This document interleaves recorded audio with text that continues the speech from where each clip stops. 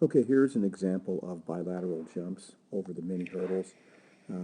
Both Sydney and Christian do this very, very well. So for right now, I'm going to show an example of Sydney doing it. In this case, we're taking a course of 12 mini hurdles and get a chance to see a number of different things here. What I want to have the athlete do is swing the arms strongly from the shoulders. So it's absolutely critical as the athlete moves through that they move in a dynamic swing, not from the elbows, but from the shoulders. Okay, so as you can see here, you'll see Sid start to really get those arms loaded, pre-stretching at the shoulder girdle, as you can see here. A lot of times we don't bring the arms back far enough, so we want to be sure we swing the arms strongly. From this point, the hips are back, the knees are bent, maybe about 20 degrees. You don't have to really squat deeply for this, because when you do a full jump, you're not going to be in a full squat. Arms swing forward, and you drive down into the ground, and then the arms begin to release as he goes upwards, and of course the hips drive forward, and the body goes up. Off the toes, the more power we drive into the ground this way, the more release we're going to go that way, so which is what we want. So as you can see here, body begins to release.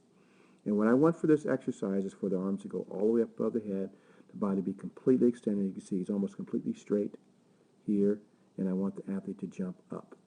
I do not want the heels to come up behind the knees for this exercise. Sydney has exceptional leaping ability, so he's able to do some things maybe some others cannot. He's a near 26-foot long jumper, so, his leaping ability is a little bit more than average. So, but nonetheless, the concept is still the same. We reload the arms behind the body before the athlete lands. We want them landing on a flat foot for this exercise, as you can see here. Flat foot. He rebounds without too much knee flexion, just enough to make this more eccentric, and again, up. Arms back, and up. Arms back, chest is up, flat foot, loads. We want the flat foot so we can incorporate the entire leg, the hip, the glutes, the whole thing. Because if we land on the toes, it's going to change things a little bit. I don't want to go too much into the nuances of that, but suffice it to say, we want we want to use the whole foot on landing for jumping. For sprinting, we obviously want to land on the sweet spot just behind the toes on the ball of the foot.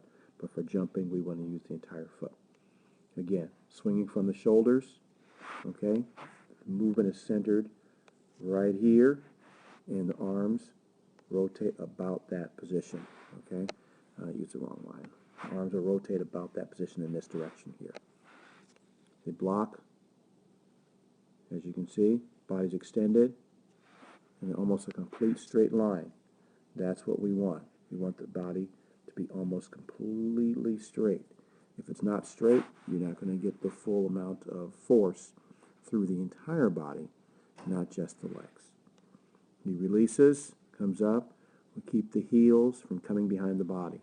We don't like the heels coming up behind the knees because that's a bad habit to get into for sprinting and everything else. So there's a time we want the heels to come up, but this is not one of them. Reloads, arms behind before you hit the ground. Flat foot again. As you can see, drives up. We go from flat foot to plantar flexion. Boom, off the toe. Flat foot, boom, off the toe.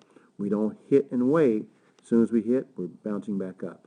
The way I like to explain it, it's like throwing a punch. We don't throw the punch and place it on the opponent's head or chest or whatever we're trying to strike, and then push. We strike through the target. So what we're trying to do here is we're trying to strike through the ground, bam, delivering a blow to the ground, returns energy to the body, comes up, and your athlete will be able to then clear the obstacle without too much difficulty.